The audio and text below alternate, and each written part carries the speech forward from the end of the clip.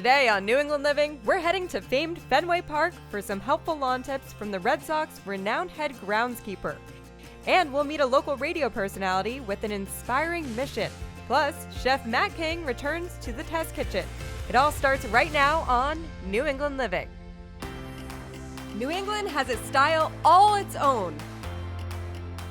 The people, the history, the culture. Join us as we discover the faces and places, the design and destinations, everyone and everything that makes New England extraordinary. I mean, does it get any better than this? Love the place you call home with New England Living. Thanks for joining us today on New England Living. I'm your host, Rachel Holt. First up, we're meeting one of America's most famous groundskeepers for a behind-the-scenes look at historic Fenway Park. David Mellor holds one of the most coveted jobs in New England, Senior Director of Grounds for the Boston Red Sox. Dave, not many people can say Fenway Park is their office. Does this ever get old for you? Oh, no, ma'am. I'm honored and humbled to have the opportunity to come out here every day. I love being at Fenway.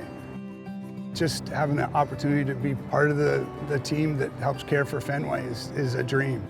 Being around the game, the smell of the grass. I'm allergic to grass, but the smell of the grass, I just love the opportunity to be here. You do this job and you're allergic to grass? I am. Yes, ma'am. You must really love it then. I do. It's literally the next best thing to playing for me. We're here with Drago. Now, he is a celebrity around here. He's part of the Red Sox family. What's his relationship like with the players and the coaching staff? Well, he has a special bond with the players, and he's such an important part of my life. You know, he helps me with post-traumatic stress. He's just, like I say, he's such an important part of my life. You have over 30 years of MLB experience. Where does this love for baseball come from?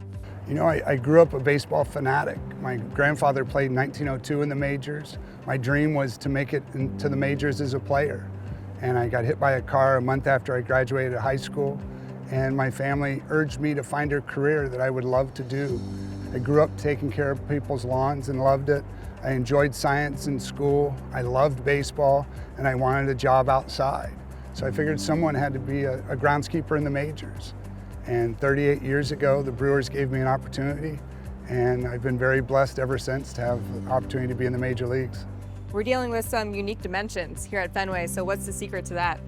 Well, you know, the Green Monster is unique for us in that most ballparks have two microclimates. They have the shaded part of the upper deck, and then they have the sunny part of the field. And the Green Monster, because it absorbs so much heat, it can be 40 degrees warmer in left field than it'll be behind home plate. And so that's a whole different animal for us in trying to manage the grass. Do you have any good Fenway Park secrets that we should know about? Oh my golly. Well, one of the unique parts of Fenway is the face of Fenway is when the ball hits the Green Monster, it leaves a baseball tattoo or a fingerprint of Fenway, where the seams of the ball leaves imprints, or you can see the ink transfer where you may see the word Rawlings or the MLB logo. And so that's really unique. And obviously the top part of the wall with all the dimples. So I think that those are really special parts of Fenway. When the Red Sox play at home, what does an average game day look like? So it'll depend on if it's the first game of the homestand or after a night game.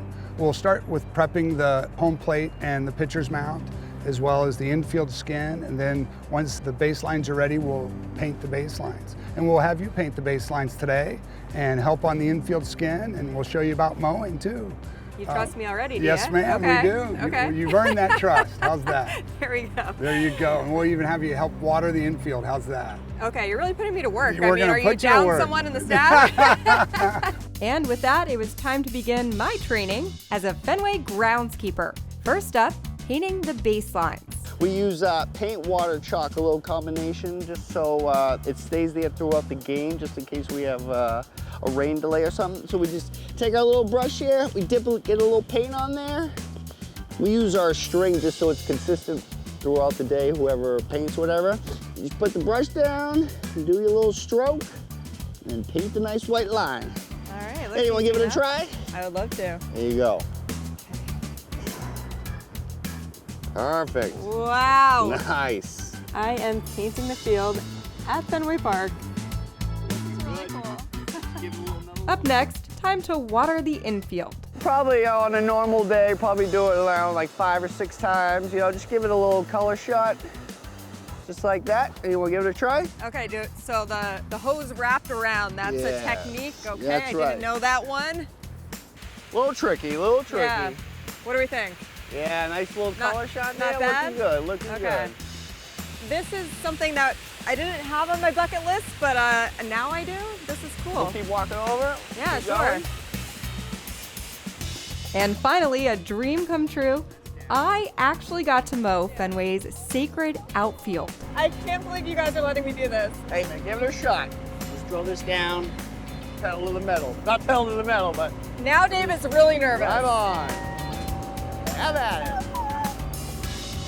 I am mowing the lawn at Fenway Park. This is awesome. Looking good. There you go. If there's one squiggly line on the field during the game, you can blame me. We'll know it's you. You We'll can blame leave me. your mark out here, you know? When it comes to cutting grass the right way, there's nobody better in baseball than David and his grounds crew. Now, what are some of those unique ball field designs that you've been able to put here at Fenway? Oh, well, you know, any mower will make a pattern in the grass with its tires and its blades and its deck. Our mowers also have rollers on them, and so that helps bend the grass blades in the direction it travels. So a light section or stripe is mowed away from you, and a dark section's mowed toward you. What are some of the challenges of maintaining a ballpark that's been around since 1912? When I first came here, the field was a heavy-based, soil-based field. Did not have subsurface drainage, did not have automatic irrigation. And so that was a unique challenge. One of the unique stories that Mr. Mooney told, who was the groundskeeper here for 30 years before me, and he said, David, if it really, really, really rains hard, the first base camera pit will fill up with water all the way to the top, and fish from the Charles River will swim all the way through the city drain pipes, come into the first base camera pit and swim onto the field. And fast forward to opening day that year, we opened on a Monday, and Friday night the forecast was for 2 to 3 inches of rain, so we put the tarp on, and then sure enough, we got 3 inches rain by morning. I walked out along the edge of the tarp, got by the first base dugout, and there was a fish. Luckily, new ownership has come in and made incredible improvements to Fenway, and since then, we've had no fish on Fenway's field. You're a pro dealing with the New England climate, the weather here. What are some tips that you have for people at home? So one, they want to make sure they sharpen their mower blades. Think of shaving or cutting your hair with dull scissors. That hurts, right? And it doesn't give you a clean cut. If you're not cutting your lawn with sharp blades, they'll have frayed edges, which opens it up to drying out. It's not aesthetically pleasing, and it also sets it up for disease. Make sure you're mowing the grass at a high enough height. We mow it 1 inch high for playability, but homeowners should mow it 2.5 to 3.5 inches high. That will make sure that it doesn't dry out as quickly.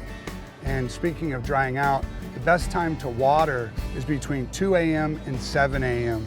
So many homeowners will come home from work and turn their sprinklers on, but then the grass sits wet all night long, and that makes it much more susceptible to disease.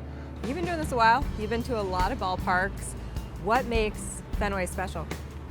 Well, I think what makes Fenway special is its history, being over 100 years old. And you know, I have chills thinking of what it means to my family. And it's not just my family, it's all of Red Sox Nation. There's a bond that holds with all of us.